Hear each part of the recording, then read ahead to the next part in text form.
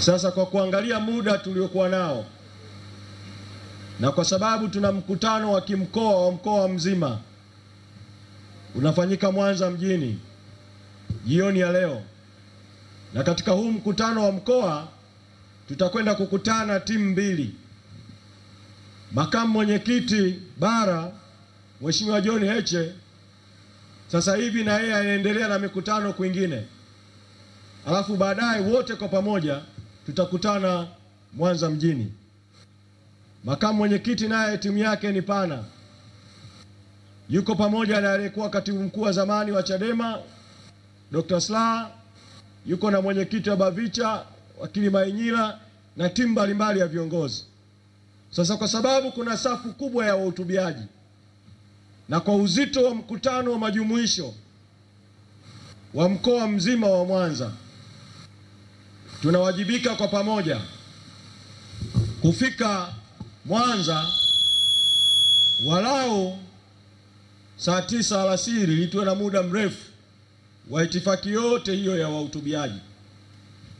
Kwa katika mazingira hayo tulipofika hapa na kuona kwamba tuna mikutano mitatu, tukakubaliana na Mheshimiwa Lema kwamba yeye aelekee Kabila, aende kuhutubia Kabila, mimi nihutubie hapa Magu mjini, alafu wote kwa pamoja twende kukutana Kisesa, tuhutubie Kisesa, alafu msafara wa Mheshimiwa Heche nao utukute Kisesa, alafu tuambatane kwa pamoja kwenda Mwanza mjini kwenda kuwasha moto kimkoa pale Mwanza mjini.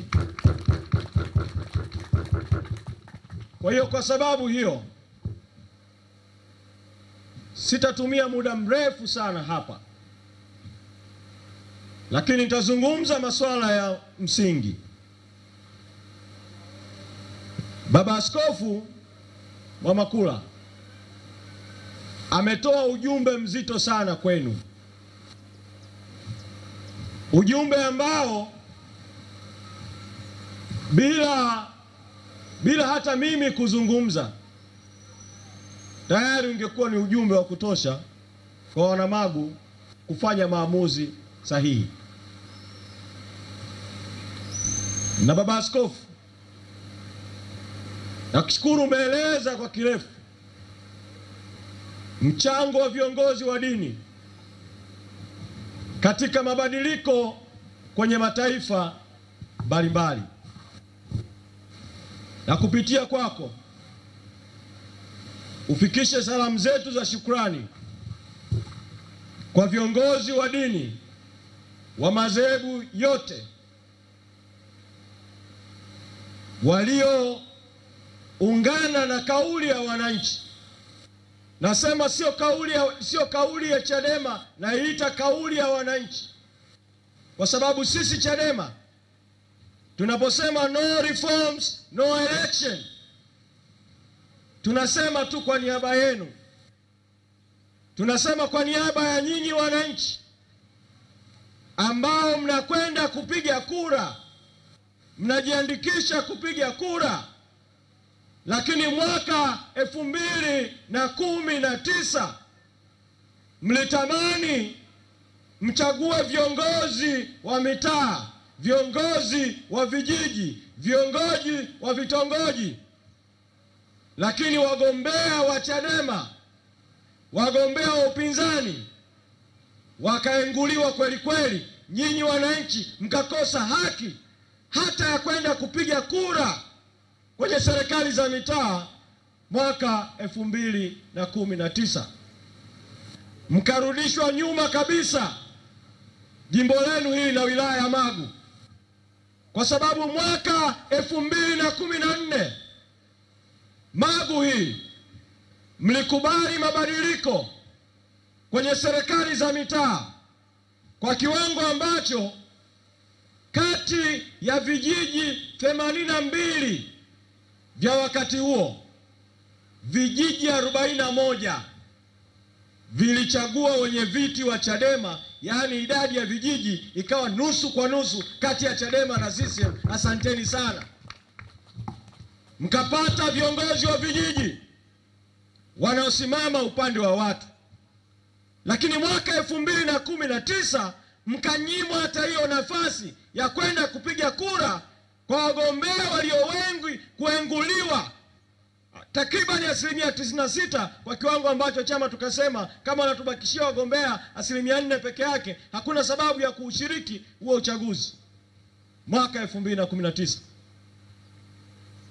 mwaka 2020 hali hiyo ikaendelea vile vile. Kagombea udiwani, ubunge, tukagombea urais, mgombea wetu akiwa Tundu Lissu. Wakaendelea na mbinu zile zile haramu. Baadhi ya majimbo wakaingua wagombea, baadhi ya kata wakaingua wagombea, lakini wale wagombea waliobaki, watu wakahangaika kufanya kampeni, wananchi mkaamua kuwaunga mkono. Lakini ilipofika siku ya kupiga kura, mawakala wa Chadema sehemu kubwa wakazuiliwa kuingia vituoni, wakacheleweshwa kuingia vituoni. Kukafanyika operation ya kidola iliyohusisha polisi, iliyohusisha usalama wa taifa, ya kuhakikisha kwamba kura haramu zinaingizwa kwenye masanduku ya kura.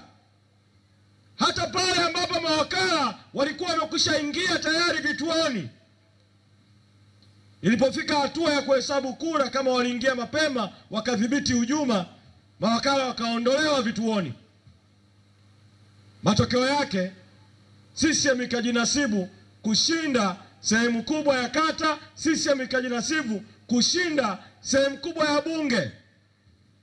Chama cha Chadema ambacho mwaka 2015 tulipata wabunge 71, mwaka 2020 eti wakatangaza tumepata mbunge mmoja tu wa jimbo.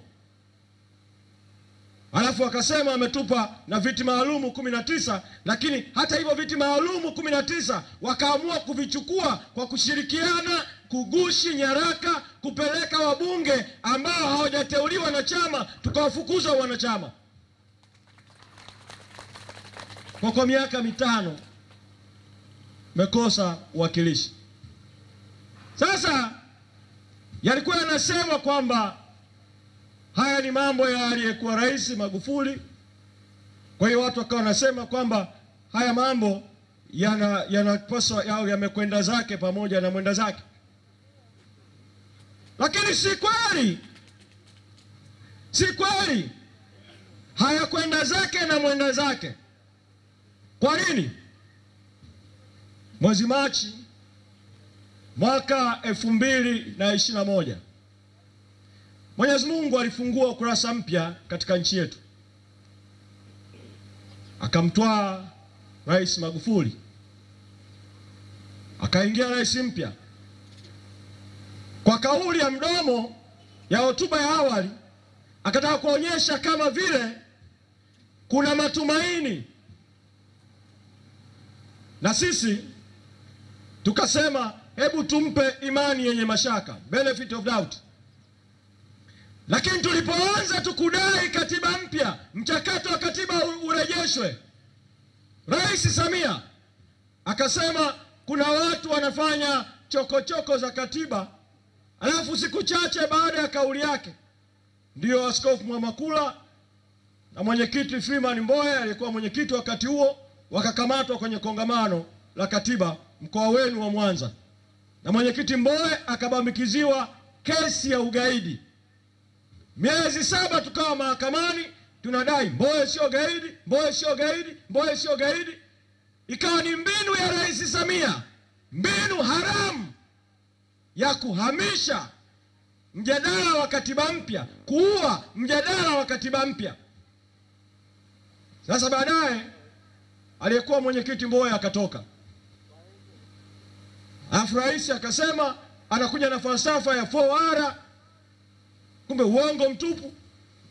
Akatuita Ikulu, tukaenda Ikulu mwezi Mei mwaka 2022. Tukamwambia rais alifanya matendo haya na haya mwaka 2019 na 2020 kwenye uchaguzi. Tunataka haya yakomeshwe, kufanyike mabadiliko ya katiba na sheria na kanuni kabla ya uchaguzi wa 2024 na 2025. Rais Samia tumekaa naye akasema ni kweli kulikuwa na mapungufu kwenye uchaguzi 2019 2020. Akatoa ahadi ya danganya toto kwamba ni kweli tutafanya mabadiliko. Tukamweleza mabadiliko gani tunayoyataka. Akasema sawa, tuunde timu za mazungumzo. Ikaundwa timu ya Chadema ya watu 5, ikaundwa timu ya CCM na serikali ya watu 5. Mimi nilikuwa sehemu ya timu yetu ya watu 5. Tukaingia kwenye mazungumzo mezani mwaka mzima. Kwa namna tulivyovutana kwa mwaka mzima, tukabaini bila ya shaka yoyote kwamba Rais Samia na CCM na serikali yao walikuwa hawana dhamira ya kufanya mabadiliko, kwa kuwa walikuwa na dhamira ya kuiba tena uchaguzi, na ushahidi wa dhamira yao mbaya ni walioyafanya mwezi Novemba 2024 kwenye uchaguzi wa vijiji na vitongoji wa serikali za mitaa mwaka 2024. Hapa Magu kwa mfano, kata hii ya Magu mjini, mlikuwa katika mitaa 5 ya hapa. Chadema ilikuwa tayari kuweka wagombea mitaa 5.